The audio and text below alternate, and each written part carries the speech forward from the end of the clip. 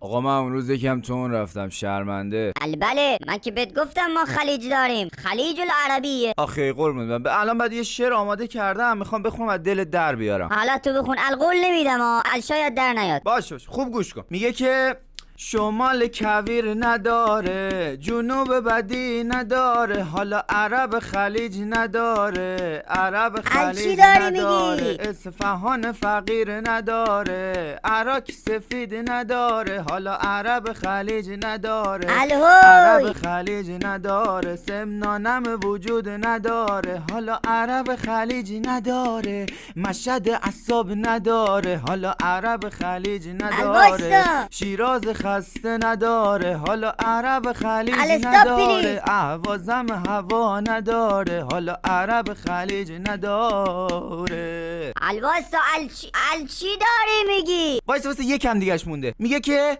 اردبیل گرما نداره، گیلان برنج نداره، حالا عرب خلیج نداره، عرب خلیج نداره، تهران آلودگی نداره، حالا عرب خلیج نداره، بوشهر سرما نداره، حالا عرب خلیج نداره، بندر که جنسی نداره، اصلا قزوین که ترس نداره، عرب خلیج نداره، عرب خلیج نداره، حالا مادر عمومی وای مادر عمومی.